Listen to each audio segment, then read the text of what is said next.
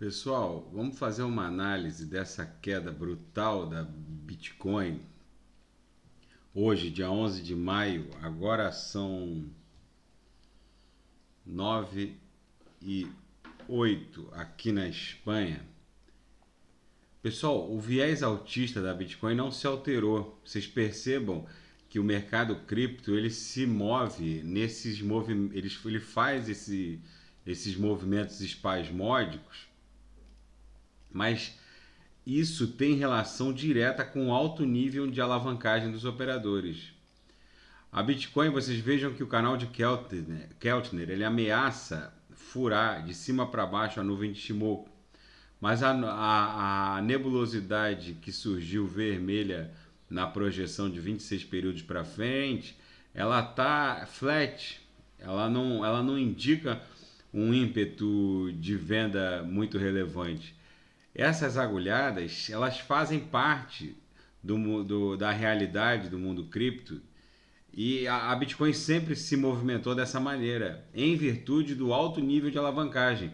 Operadores que alavancam 7, 8, às vezes 10 vezes o capital depositado na corretora, o que acontece? A exchange liquida o sujeito com uma variação de 10, 12, 15%, como acontece regularmente no mundo cripto. Isso não altera o viés altista das criptos e, pelo contrário, deixa o book mais leve. Agora sim as criptos podem galgar patamares muito mais altos. Então vamos lá. Apesar da aparente ameaça de cruzamento do canal de Keltner de cima para baixo, vocês percebam que a nebulosidade vermelha que surgiu é muito fininha e as duas linhas da nuvem na projeção de 26 períodos estão flat. O squeeze, apesar de ter aberto uma onda de amplitude vendedora, ele provavelmente agora vai congestionar, o papel vai retornar para dentro do canal de Keltner e ceder à força gravitacional atrativa da própria nuvem de Shimoku. Isso já está demonstrado aqui no histograma, que já abriu duas barrinhas vermelhas escuras demonstrando perda do ímpeto das forças vendedoras. As exponenciais a curta e longa, a linha MACD e a linha de sinal, apesar de terem migrado para a banda inferior da métrica, elas já dão sinais de esgotamento da força vendedora. Percebam que a exponencial curta já está formando uma barriga de retorno à mediana da métrica.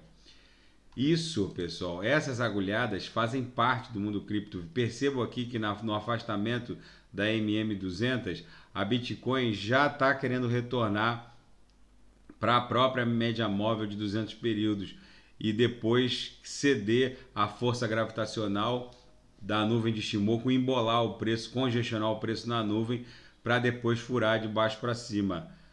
O Trix acabou refletindo essa agulhada da Bitcoin, migrou para a banda inferior da métrica. Nesse momento ele continua embicado para baixo, mas esse movimento pode já indicar um esgotamento, porque a Bitcoin não vai se afastar muito da MM200. Essas agulhadas não alteram o viés altista da Bitcoin. Se a gente traçar o canal de alta, ele continua perfeitamente delineado. O balé Bolshoi vai continuar. A Bitcoin provavelmente está fazendo esse movimento aqui, ó. Testou o fundo do canal e agora vai iniciar com certeza uma pernada em direção a 62 ou 64 mil para depois encarar esse all-time high dela aqui, ó, em 64.500, 64.800. A Bitcoin provavelmente vai iniciar agora essa pernada em direção a 64.800, até porque o book ficou mais leve. O mercado não tem dinheiro para deixar todo mundo milionário, então não adianta alavancar 5, 6, 10 vezes e na mínima variação de 10, 15%, sujeito a ser liquidado.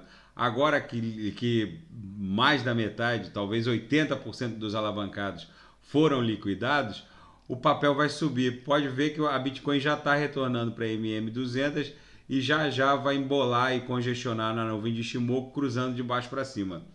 Tá bom, pessoal? O viés altista do mundo cripto, principalmente da Bitcoin e das altcoins, não se alterou. O canal de alta, o canal virtual de alta continua intacto.